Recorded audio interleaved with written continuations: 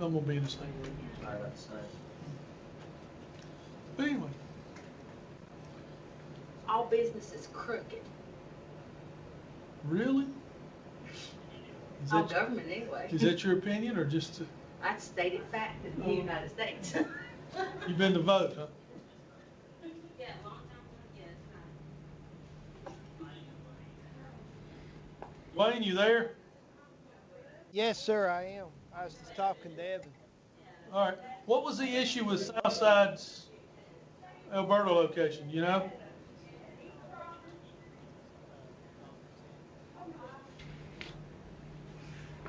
I didn't worry about, I mean, I was going to get it done. I saw your post on Facebook, and I thought, last thing you need to worry about is. So, do you have him home? Good. I saw the picture on Facebook.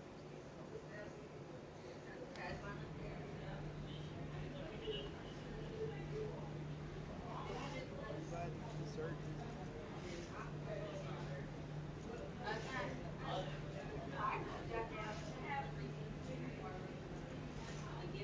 Well, I'm happy for you. How's mom doing?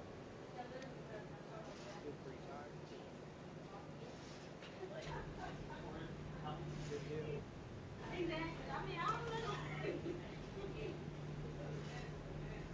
Oh, he is. I thought he was in full term. I told everybody that he was in full term because I told him when you were out in the States. I didn't know that. Well, I'm glad he's doing well.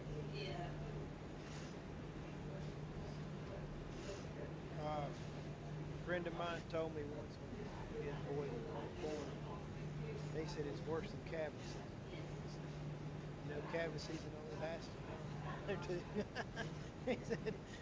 he said this God's way of telling me I've had no sleep for a few years.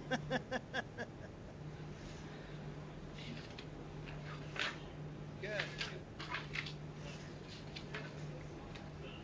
Well, Evan joined us today. His boy's home out of the hospital and everything's going well. Good.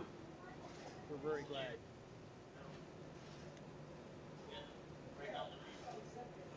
I don't know where my other two yahoos are. Probably hunting. Uh, I hope they're voting. I voted this morning. And, Trump 2K16. What's that? I said Trump. Yep.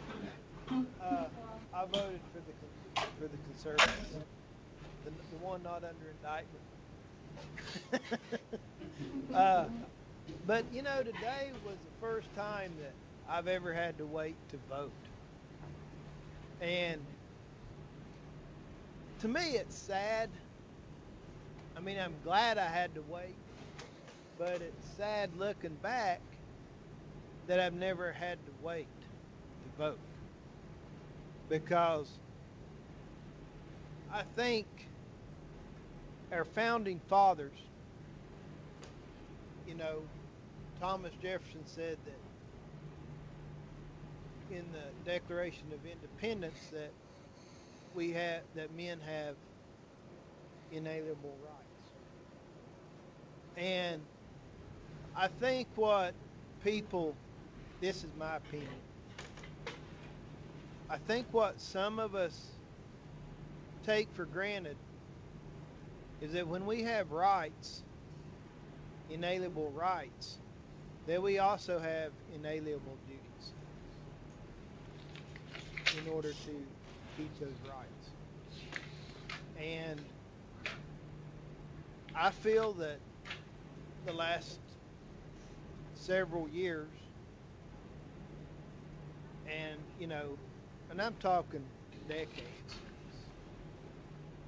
we have been shirking those inalienable duties as a country. And I think it's led to the position or the condition that we are at right now as a country, because we have shirked those duties in order for us to maintain those rights. But anyway, enough of that. Everybody have a good weekend. Oh, your animal science exam. Get to it. We finished, and I hope, I think most of you, there might be a couple, I know there was a medical emergency there for a couple students. But hopefully, the rest of y'all have taken the exam, and I hope that you found it was a fair exam. It wasn't trying to be tricky in any way, and I hope everybody did well. We've got a few that haven't taken it, Dwayne, so. Yeah, I wasn't going to say any more. Okay. Because I've got one here that hasn't taken it as well. But anyway, we have moved on to the third section of the book, which is basically about anatomy and physiology. And we've went over chapter 12, which is about anatomy and physiology. We talked about cell structure. We've talked about how groups of similar cells, or cells with a similar purpose, work to form organs, and organs work together in systems. And we've talked about the different the different systems of our bodies, and then how they're all controlled through the brain, the endocrine systems, and how they work together. And I did tell you guys that after we get through with this exam, I would put a quiz up for you guys on Blackboard. That is now available to you. It is open book, so don't panic, okay? There are 2 discussion questions on there. One dealing with nutrition, which will be the chapter we're going to start hitting today, and the other dealing with physiology, the chapter that we covered previously. And you can use your book, and you have until next Wednesday to complete the exam. It's on Blackboard, so you can go to Blackboard and log into that quiz and take the quiz. It is open book. It's only meant for you to get some more points. Should be easy points for you. No reason why anybody should do bad on this quiz, because it is open book. It's very straightforward, but it's a couple of questions you'll see again on the next exam. So shouldn't be any reasons why you fail this quiz or you miss those questions relating, on the next exam that come off of this quiz. So it's there to help you guys out more than anything else, and help you see this stuff again before you cram for an exam. So anyway, so that is available. It's supposed to be available, unless I messed up on Blackboard again. So if you go to take the exam and you can't get in it, give me a call. I'll get on the computer and try to fix it. But I think it works. It should work.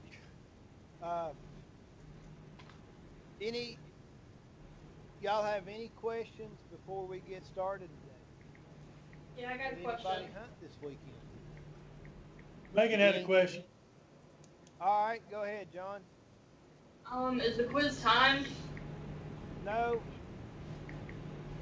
I don't think I put a time limit on there. I try not to do that. I try not to do that because I do let it to be, it is open book. You have to try to go in there and find some good study. Look through your notes. So, personally, I would just take the exam, book right there, answer the questions that they come about. That's me. but it's not timed, and I do think I have it set up to where you can take it, and if you don't finish it, you can go back in there and finish it. Okay? Like I said, I tried not to make it difficult for you. Did anybody else hunt other than Evan and myself this weekend? I hunted and I killed one. Oh yeah, what'd you get? I killed an 8-pointer, but if you count the little ones, it was 13. Oh wow. Good deal. Now is it muzzleload season out there, or do y'all have the earlier rifles, or y'all have a different population? Saturday was first day of muzzleloader season. Okay, that'd be the same for us. Yeah, I got seven. I saw one, but anyway, I'm glad you're able to go out and enjoy nature. And let me ask you this: as you were gutting your deer, did you think about our class, about the digestive system and respiratory system and circulatory system? Or did you relate any of that back? To be completely honest, no. I know the answer, so go ahead and tell me. You were beside yourself for getting a big deer. That was the least. Oh yeah. That class was the least of your worries.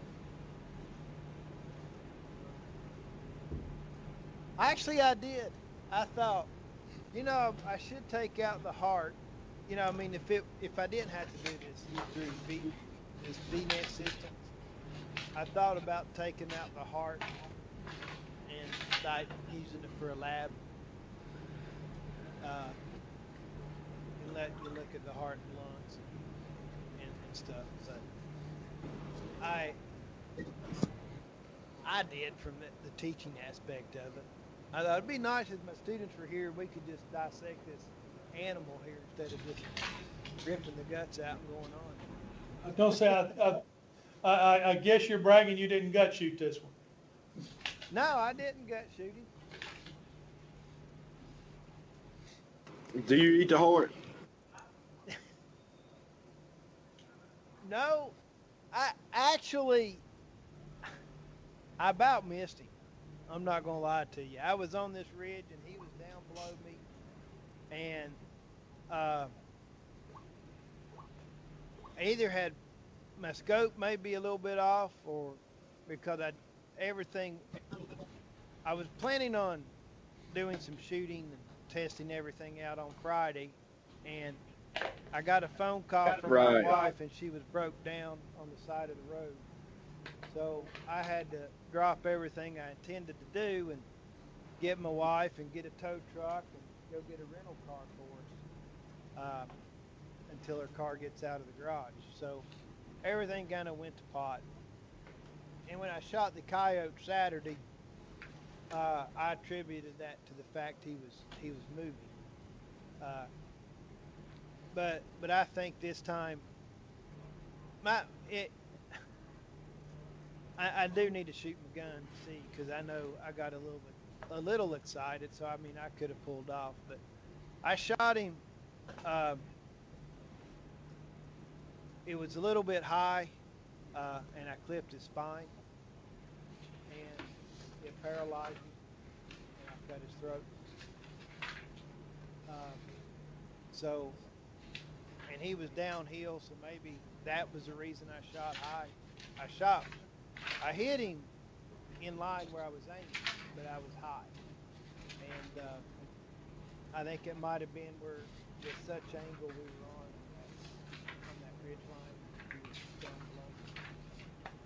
below. Do you eat the heart? No, I don't. Like, you don't? I've eaten beef heart before, and beef and pork tongue, but I haven't eaten deer heart.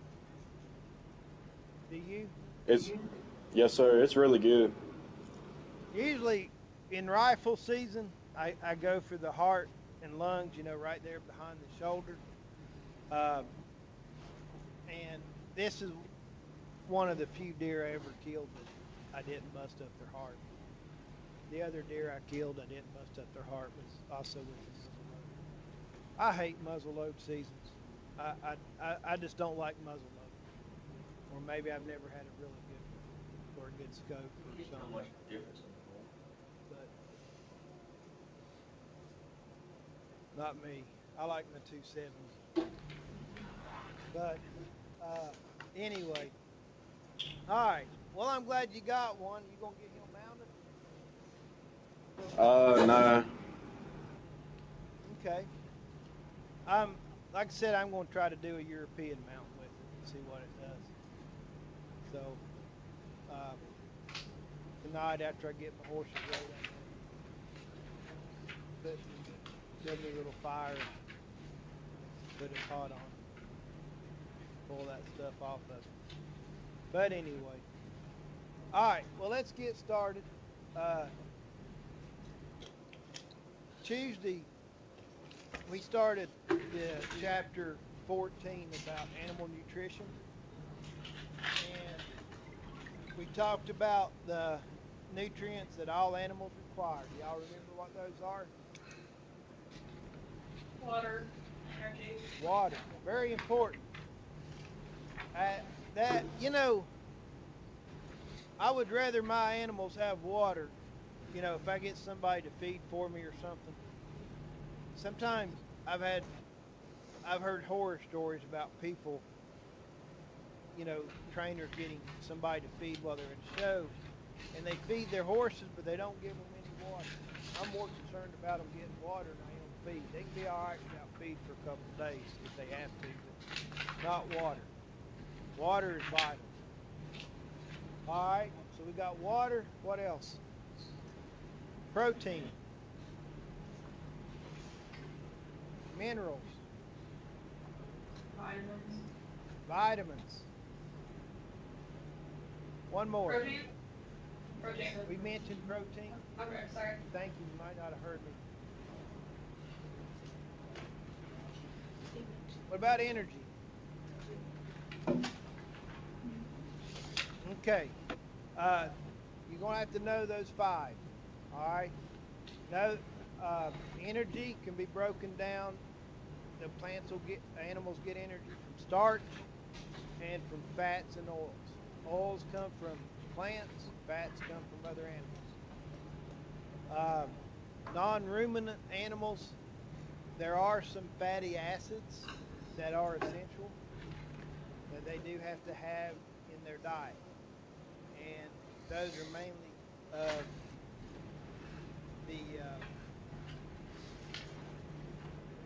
the omega-3 fatty acids and the omega-6 fatty acids. Those are the 2 major groups of the essential fatty acids. And non-ruminants cannot synthesize them, so they do have to be provided in their diet. And we talked about what fats and oils do to diets. It increases energy level, facilitates the absorption of fat-soluble vitamins, and can also add flavor, texture, and palatability to the ration.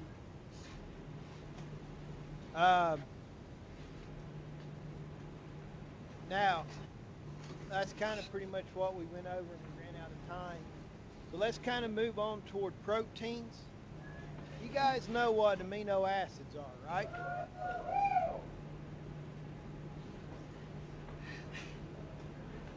Somebody's excited. Yeah, apparently. All right, y'all know what amino acids are? If you're into working out, or even if you just watch TV, they're always talking, these health food commercials, sports drinks, protein drinks, they always talk about amino acids. Y'all know what they are?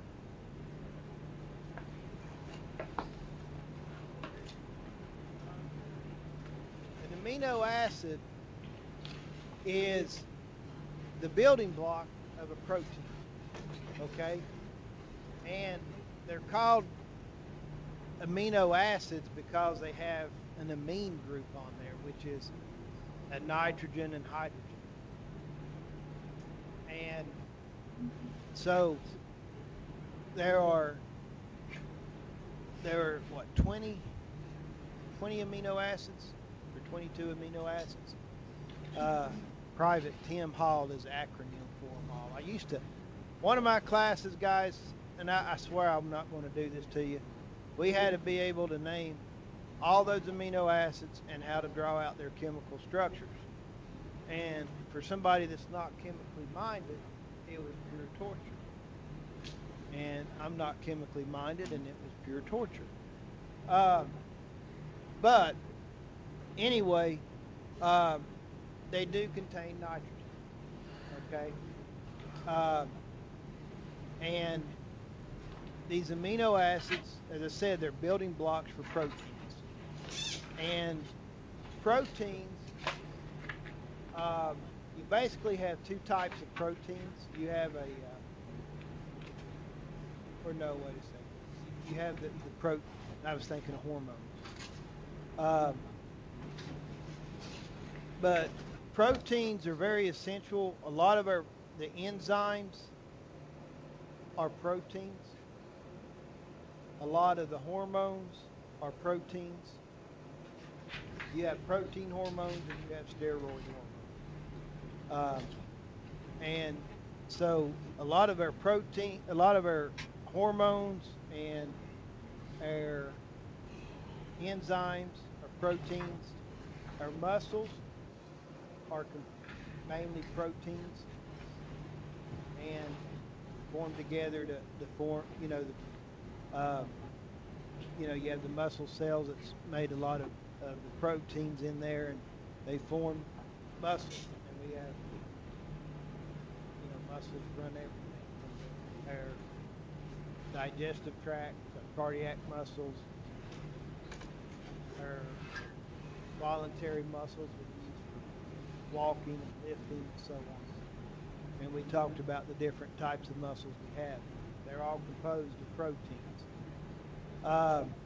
So there's a lot of biological functions of proteins, from structural, muscle, skin, connective tissue, enzymes and hormones, even the receptors for hormone receptors and nerve receptors, and nutrients in milk and eggs. Protein's critical. When animals are young, more protein is required in their feed. Their feed needs to contain a higher percent of protein because they're growing rapidly, developing their muscles and bones. Protein requirements are also higher during pregnancy. Why would it be higher in pregnancy? Yeah, there's a fetus in there that's growing. Okay? And that fetus requires additional protein and additional energy.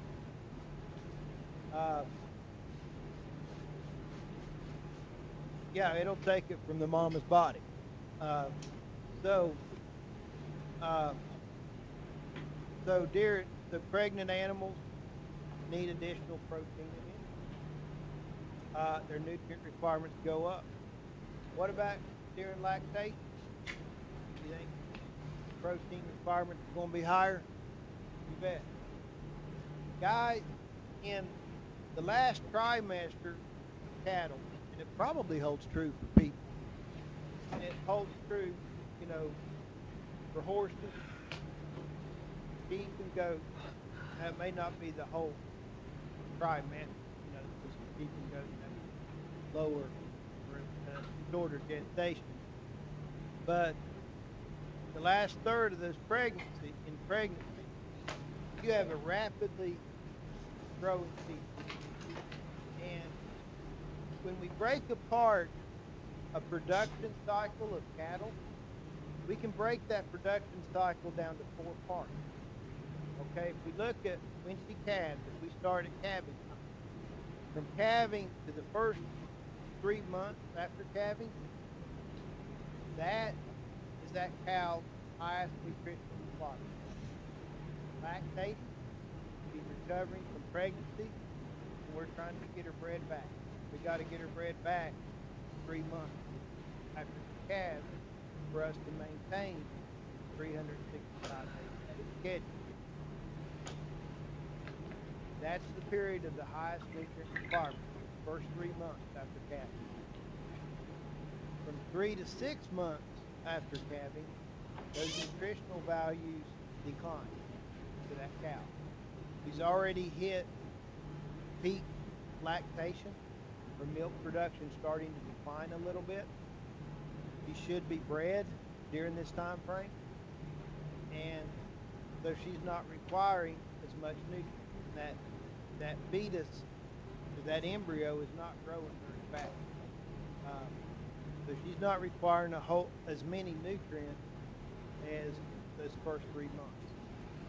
For the time period from 6 months to 9 months after calving, that's the time of her lowest nutrient requirement. Again, that fetus is not growing rapidly. We have weaned the calf off at about 6 months, and so she's not lactating. The fetus isn't growing rapidly, and that time period of her when she has the least nutrient requirement. So if our cows are skinny after weaning time, we can put weight on them pretty quickly, pretty quickly, and fairly cheap, because she doesn't have a whole lot of nutrient requirements here. From the period of 9 to 12 months after calving, those nutrient requirements increase drastically. So that last trimester of pregnancy is the second highest nutrient requirement time frame in that cow, because of that rapid fetal growth. And then we start back the first 3 months after calving. So, two highest nutrient requirement times, first 3 months after calving, and the last 3 months before she calves. The lowest time is 6 to 9 months after calving. So, if we're looking at managing a herd of cattle, or what we have, what species we have, livestock, knowing this, can help us manage. That's one reason why we want to calve everything together, cattle, so we can manage our whole herd as a group. We can treat them all the same. They're all going to be on that same plane. So keep that in mind. You'll probably see those 4 stages of production in the exam somewhere, and that's not in the book. Okay. So proteins are important, and some of these amino acids, these building blocks of proteins, there's a few of them that are essential. They have to be supplied in the diet. When we think about swine, there's 2 essential amino acids that have to be fed to swine because their body does not produce them. Cattle, ruminants will, I think, produce just about most of their can produce most of theirs. I don't know if there's essential amino acids for cattle, but swine, definitely there's two essential ones that swine have to have. And there's some that horses have to have. So there are essential amino acids that are required in the non-ruminant animals, and they do have to be supplied with the diet. Otherwise, they're not going to have those amino acids. The hormone and the okay. Now, have you ever heard of the term limiting amino acid? The limiting nutrient. This case, we're thinking of the limiting amino acid is the essential amino acid that's present in the lowest concentration. So, if let's take a south, the limiting amino acid, one of them is lysine. Okay, if lysine is not supplied in her diet, she's only going to reach a certain number because that amino acid is not there to produce the protein that requires lysine. Does that make sense?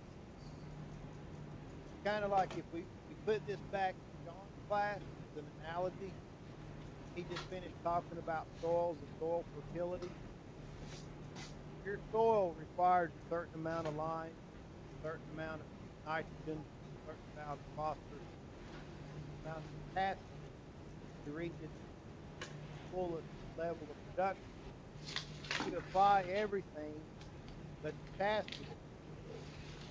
The potassium is going to be your limit.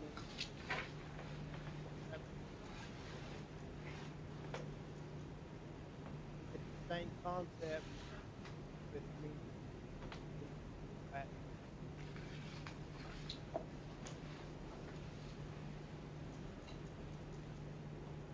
y'all with me or did I lose? All right. What about you guys at Patrick Henry and Keys, South Boston? Y'all with me or did I lose? What amino acid were you talking about again? It started with an L, right? I'm just trying to figure out how to spell it. What was that? I didn't hear you very clearly.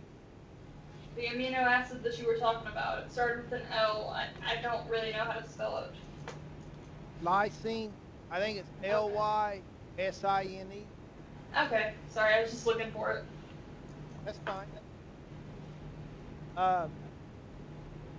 And I was just using that as an example in pig. So,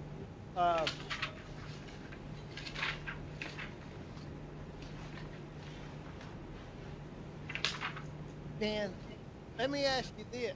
Can proteins be used as an energy source? Yeah. Yeah, they can. Proteins can be converted to glucose, and remember we said glucose is the main sugar that animals use. It can also be converted to fat as well. It can be used as now.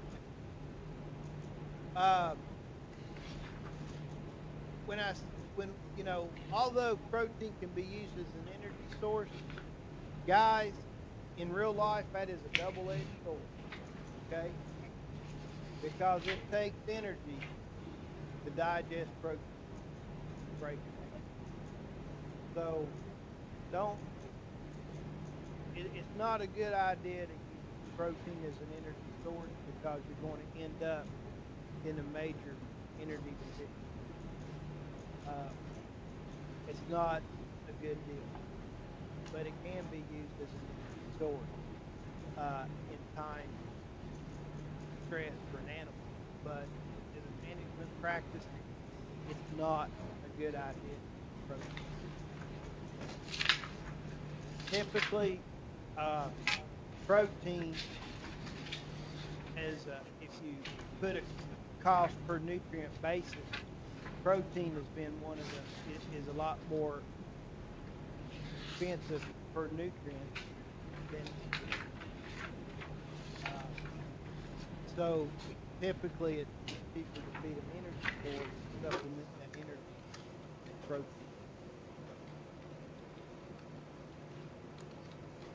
Now, another thing to keep in mind with protein is if our feed is not stored properly, our protein can break down or become denatured, and so then it's not going to be digestible to the animal. So it's important to store feed properly. Sometimes when you get stored feed, it gets heated up. Those proteins, they'll denature or they will bind up. Become unavailable. I don't know. I know one of the issues we're seeing, or some of the issues in the past, have been the baled hay, the wrapped hay, where you're making silage. You know, typically when we make silage, you know, we chop corn to about a 1/4 inch deal and pack it really tight.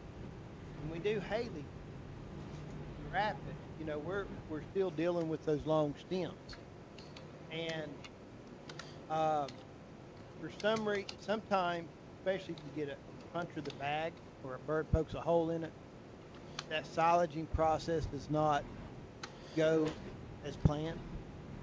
And where you're dealing with bigger or larger particle size, sometimes you can run into problems with it not silaging up properly, and it gets hotter than it should, or it doesn't get hot enough, and it makes that protein unavailable to the animals. That would be the closest real life example. And some of the processing, well, I'll stop. So that can happen with that bag hay. What happens to an animal if they don't get enough protein? What are some causes?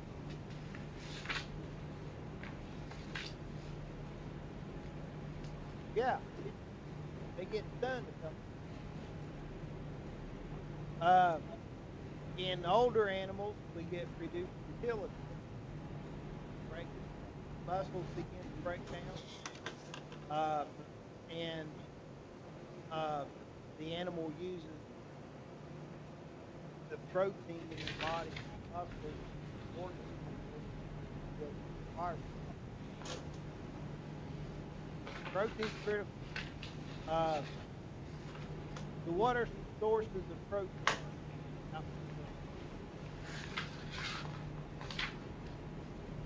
Soybean. Soybean meal contains those essential amino acids. So pretty much, if you got pigs, probably soybean to get essential amino acids. What are some other sources of protein?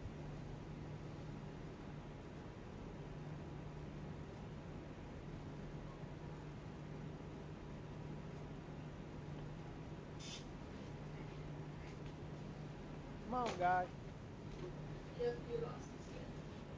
I didn't hear you. Nothing. I'm sorry. I still talk slower and louder for me, please. I said you lost us again. What did you say? I lost you. All right. I was asking, what are some sources of protein for animals? Soybean meal is one of them.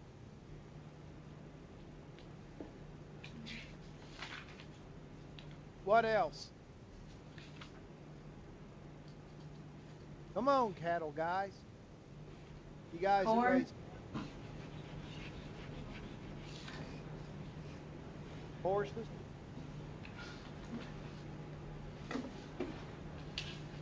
What are some protein supplements we can use?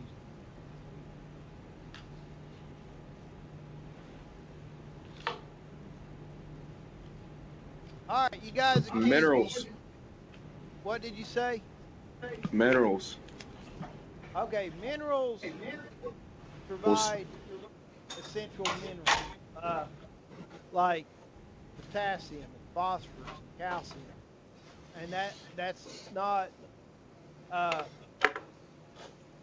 that's not going to provide our protein. You're thinking of those big mineral tubs, right? With a certain amount, that has protein in it, where they lick and get their minerals Yeah. and protein.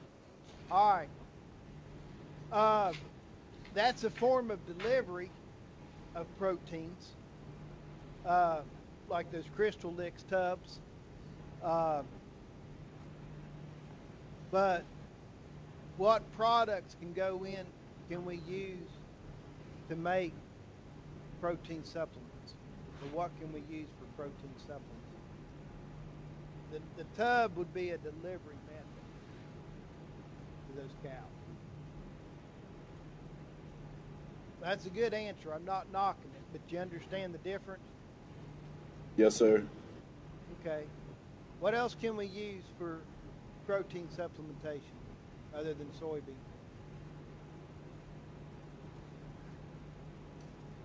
Okay. You said corn. Uh, Corn by itself, just plain corn, it's about 9%, contains about 9% crude protein. It's not really high, but there's a lot of corn byproducts that are high in protein. Corn gluten meal would be one of them. Brewer's grain, uh, distiller's grain from the ethanol industry. So corn byproducts some corn byproducts are pretty high in protein.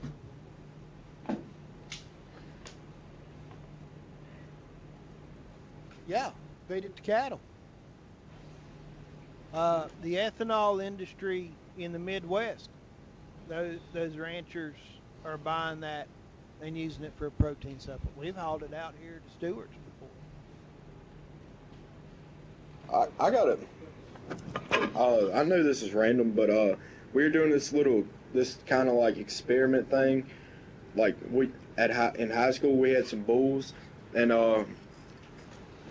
there was this candy factory, and it had like gummy bears. It was something like that, but it had like corn syrup and stuff like that. And we fed the bulls that, and they actually ate them.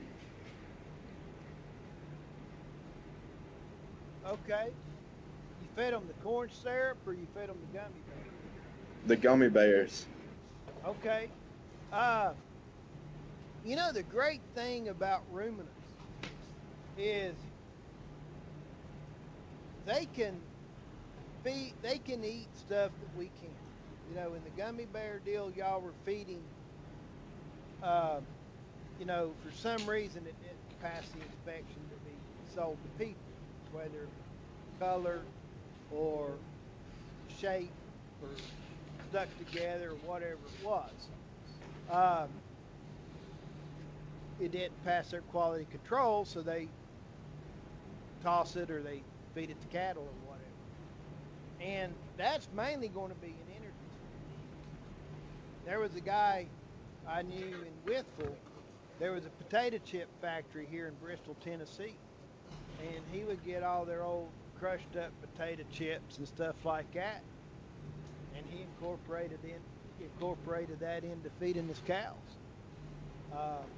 Got it pretty cheap. There was a pig farmer, this was several years back, would live near an Oreo factory and fed it, incorporated those crushed Oreos into his ration for feeding the pigs. They do bread the same way. A lot of people food byproducts or manufacturing the foods for people, a lot of that doesn't pass their quality control or gets broken,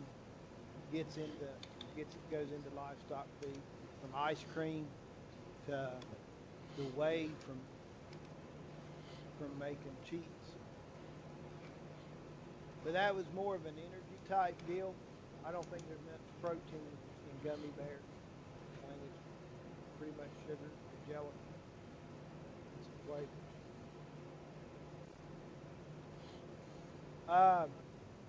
So we have corn, or byproducts of corn, soybean meal, fish meal. What about alfalfa? When alfalfa is put up right, man, you can get some alfalfa that goes about 16% protein, and you can add alfalfa to the ration to bump up, to meet your protein requirements. So those are just some examples of protein. With cattle, we can use a nitrogen source up in because if we, as I said, the microorganisms in the rumen, I just call them rumen bugs. Those things can take nitrogen and convert it to protein. Up in the Northwest, where they grow a lot of grass seed, they'll take and they harvest the grass seed, and what you have left then is the straw. And we know straw is not very, very digestible. It's really low in protein, really high in fiber. They'll take those bales of straw, they'll roll them up into round bales and cover them with a tarp and pump in ammonia and ammonia and boost that protein level up in that straw. But you can use ammonia, or you can also use urea as a protein supplement for cattle. It's called a non-protein nitrogen source, NP, non-protein nitrogen, and you can use urea or ammonia as a protein supplement in cattle.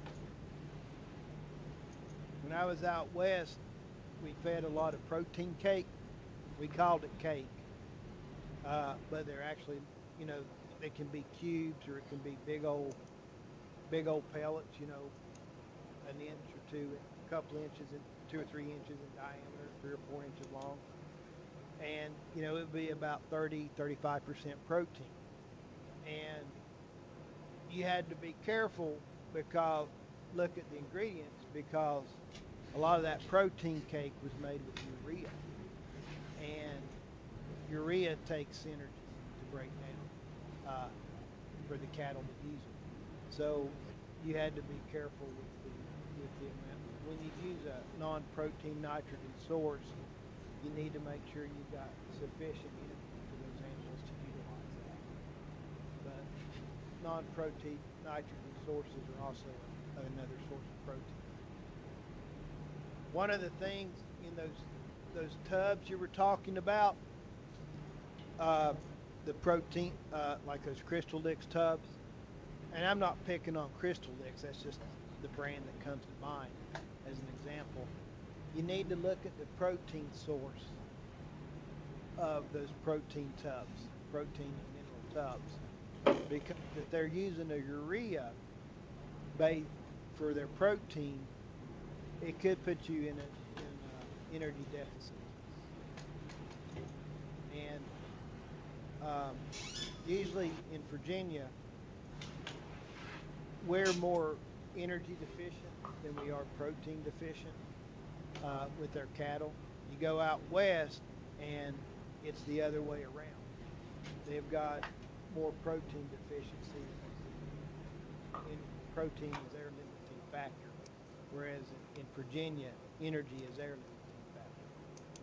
So if you use those tubs, make sure you know what the protein is that they're using, and if it's using a urea in there as the protein, you better check your energy content on everything else to make sure you're okay.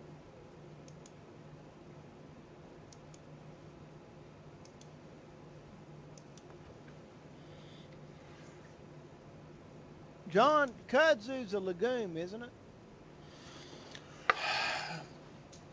Dwayne, I don't know.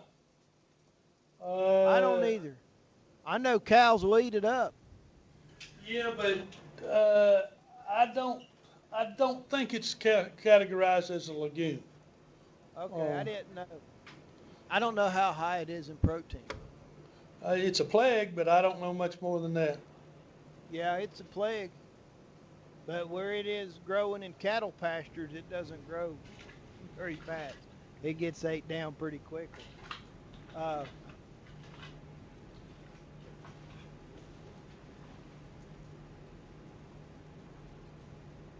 yeah. Uh, the one another thing that we need to keep in mind when we're feeding cattle. Uh, you know, in ruminants, they're foregut fermentators, and so some some of that or a lot of the protein that we feed our cattle, is going to be broken down in the foregut and utilized there. Um, what One of the things, and it was getting really popular when I was in grad school in the early '90s, is what's called bypass protein. And what bypass protein is it does not, what it means, it bypasses the rumen and reticulum and omasum before it gets digested. It actually gets digested in the small intestine. And that really comes into play in the dairy industry. So the dairy farmers like to have a certain amount or a certain percentage of their protein to be bypass protein. It bypasses the degradation in the foregut of the cow, and it gets digested in the small intestine, and it can help boost milk production. With beef cattle, it's good to have a little bit of it, but we're not as, we are concerned about lactation with beef cattle. So we need some of it. We need some bypass protein, but not as much as in the dairy industry.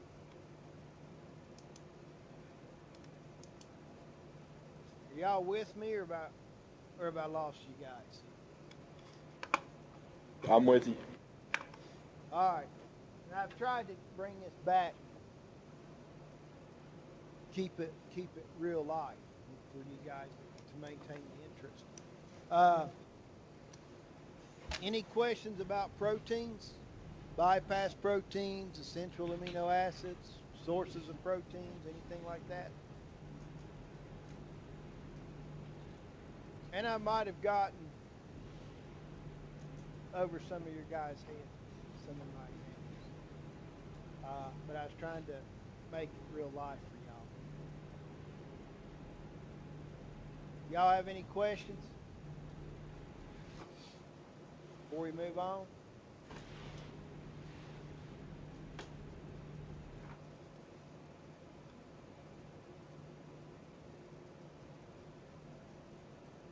All right. If not, we'll move on to vitamins. Now, vitamins,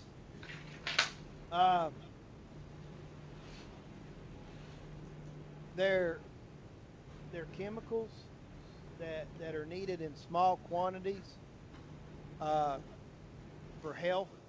They're not.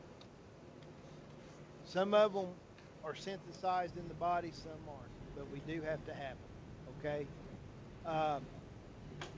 There's two types of vitamins. There's fat soluble vitamins, and there's water soluble vitamins. Water soluble vitamins, they're not stored very well in the body. Can you tell me why?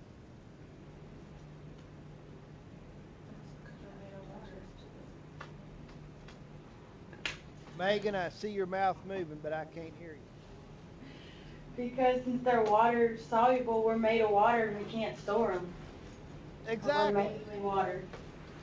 You hit the nail on the head. Okay, water soluble vitamins are not stored in the body. They're very well because water they'll they'll break apart with water. Now, our water-soluble vitamins, vitamin C, and the B complexes. Fat-soluble vitamins, on the other hand, they can be stored in the body, and the fat-soluble vitamins are vitamins A, vitamin D, vitamin E, vitamin K. And I would suggest you know the difference between the fat-soluble and water-soluble vitamins and be able to name the formula. So your water-soluble vitamins, they'll break down in water. They're not stored in the body. That's your B complexes and vitamin C. Fat-soluble vitamins can be stored in the body, and that's A, D, E, and K.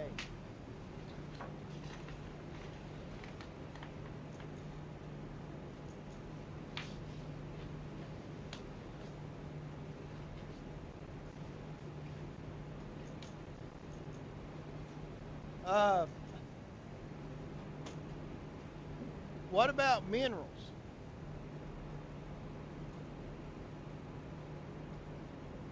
What do you think are the main minerals that we need? Or wait a second, before we move Salt. on. All right.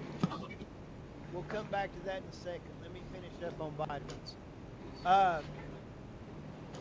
When it comes to vitamin deficiencies in livestock, they're fairly rare, guys. Most commercial feeds that we buy will include the vitamins A, D, and E for ruminants, and then for pigs and poultry, they'll provide the A, D, and K, and they'll also provide a lot of the complex vitamins. So when we buy commercial feeds and formulated for the vitamins to meet the needs, and cattle, for most animals, if we feed them properly, they can synthesize the majority of the vitamins. They can synthesize most of the B complexes. Sometimes when animals are not eating right, we have a horse that's not eating properly, we can give a B12 shot that will stimulate appetite. But for the most part, they will if we're meeting their nutritional needs, and if we're feeding hay and it's good green, put up properly, we'll meet we can meet their vitamins. We're usually not too concerned about supplementing vitamins. But if you buy a commercial feed, it's going to be supplemented with vitamins. But in beef cattle, most beef farmers don't buy, or a lot of them don't buy commercial feed. And so it's not, you're still going to be okay in most cases. If you're feeding them properly, they'll synthesize a lot of those vitamins from it. Minerals. The book doesn't. These.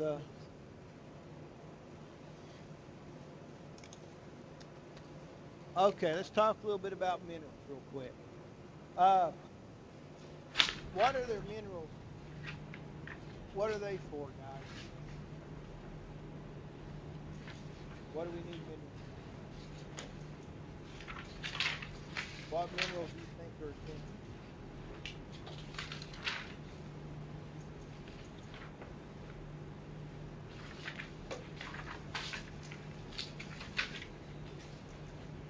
Yeah, he said salt earlier. What does salt contain? What two minerals are in salt? Sodium. Sodium and what else? Chlorine, right? NaCl, the salt. Big N, little a, big C, little L, sodium and chlorine. Funny thing is, either one of those parts by themselves will kill you, right? Burn a hole through your skin. But when we combine them with salt, or combine them, it forms a salt. And we have to have that to live. Animals have to have it. We have, they are essential when we think back to the cells for maintaining equilibrium, for chemical or electrical impulses. Your heart, basically, I said it's an electrical pump. But one of the things, what runs it, or those, if you kind of think back to chemistry and biology classes, or the periodic table, you'll see those elements listed, and they'll have a little plus sign, minus sign inside of them, and those are electrical charges. So,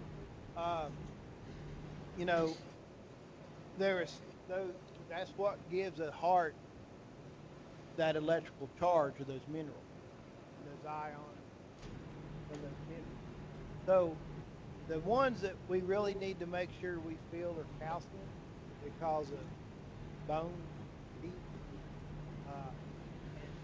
and muscle. Phosphorus is very important. Your minerals can be divided into two categories: your macro minerals, which are needed in larger quantities, and your micro minerals, which are needed in smaller quantities. So, sodium, chlorine, potassium, phosphorus, calcium, and magnesium are going to be your macro minerals. You need them. Your micro minerals are going to be like zinc, copper, cattle. Now, copper will kill sheep, so if you have sheep, you don't feed them with copper. You create your products.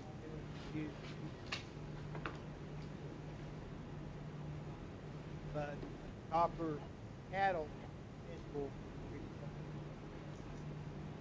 Selenium is another macro mineral. Virginia is deficient in selenium, so a lot of times we'll give calves and lambs a shot of selenium to make sure they get it. And selenium and vitamin E go together. A lot of these vitamins and minerals, there's a lot of interactions with those. It can get confusing, but it's important to know.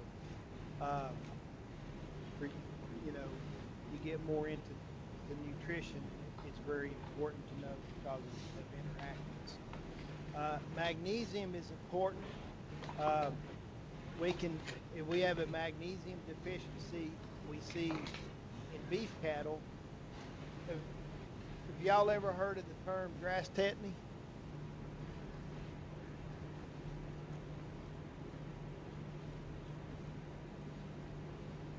You ever heard of that?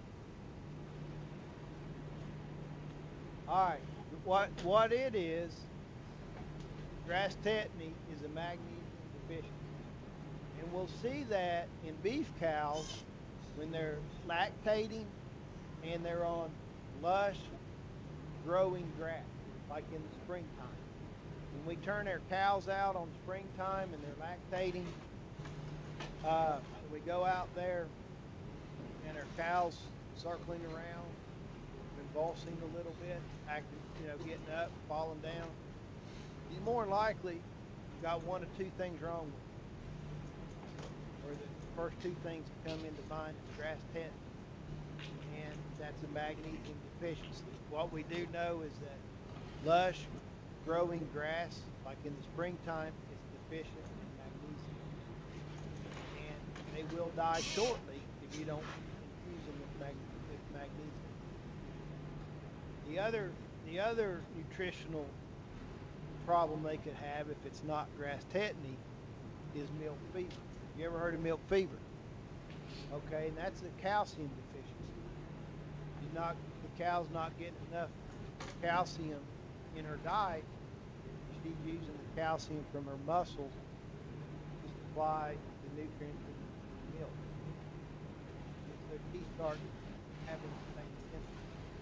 So get a vet out there, or you go back to your shop, barn, and grab some mag oxide and calcium, and you mag oxide and calcium. And guys, it's like a miracle. That old cow will just get up, walk off like nothing's ever been done. If you don't treat it, die. Now what they have, used to be you had to give them an IV. Now you can go to the local co-op and get the gel. It comes in a big tube, almost like talk does.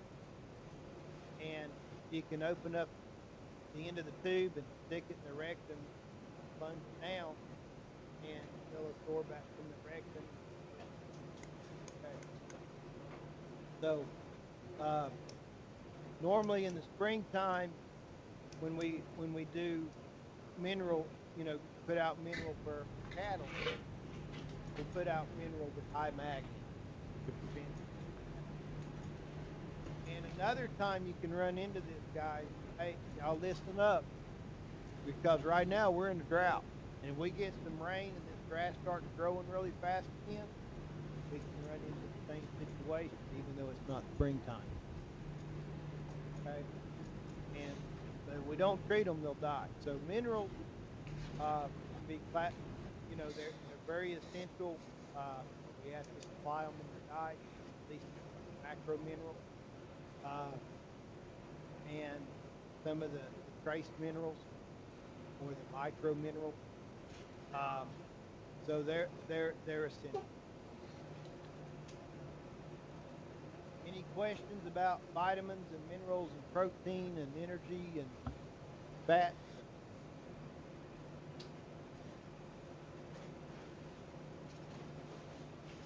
All right. We're about out of time.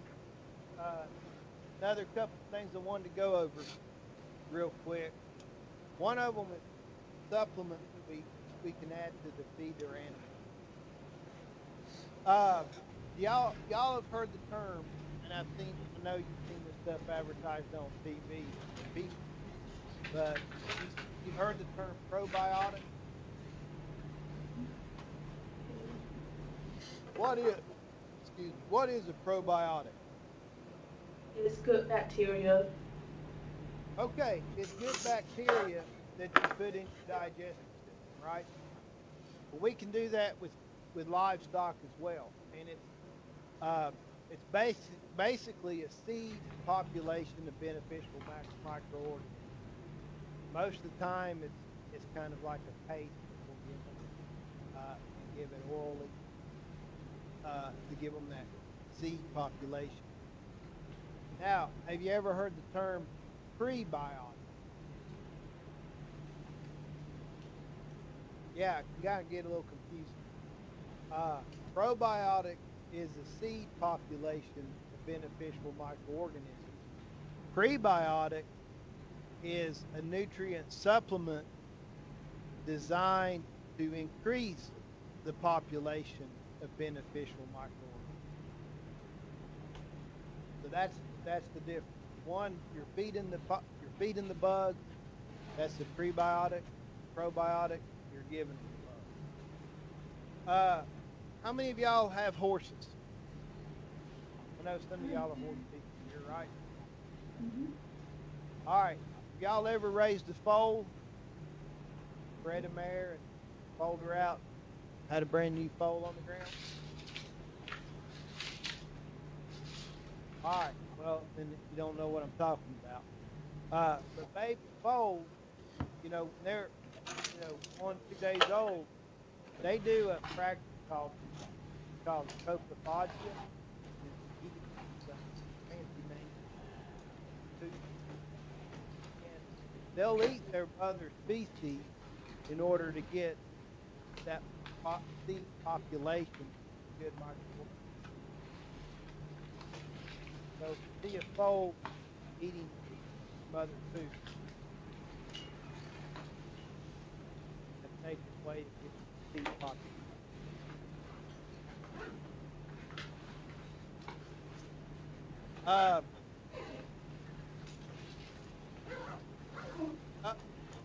Well, you may not want to clean out that mother stall just regular. You know, you want to make sure there's some in there for that foal to eat. Give it another supplement we add to feed is called phytase. Phytase is the enzyme to break down phosphorus.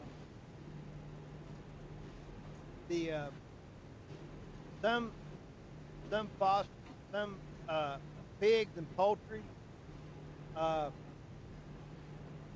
a tough time breaking down phosphorus in grain, so we can give them an enzyme to help break that down more available to them.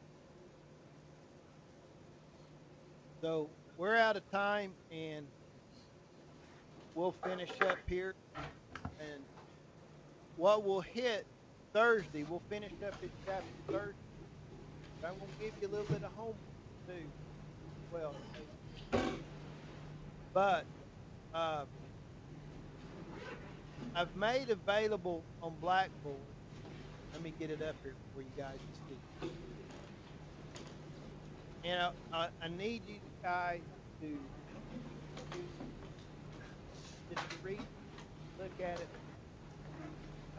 under learning modulars. We're working on chapter 14. The folder below it says ration balance.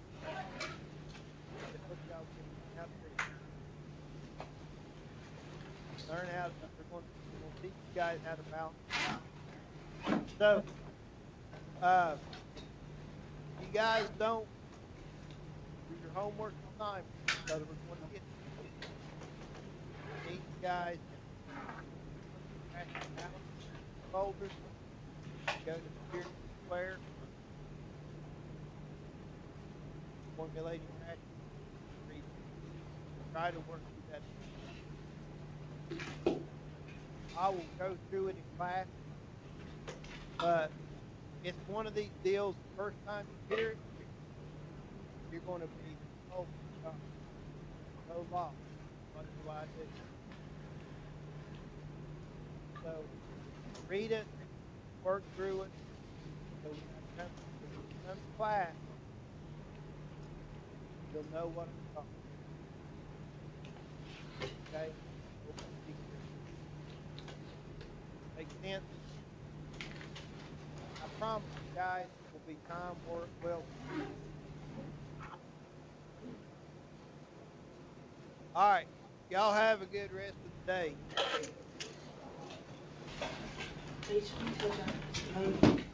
I won't be in class Thursday. What? I won't be in class Thursday. I have a doctor's appointment. Well, don't bite him. Okay. Okay? Be careful. What he's talking about with that homework assignment, that's one of the things that he really emphasizes. So to follow him along on Thursday, you really need to do something between now and then. So read over it. And it's complicated, it's confusing, you won't know what you're doing. But if you don't sort of open the door before he gets to explaining it to you, it'll be hard. I won't be here for the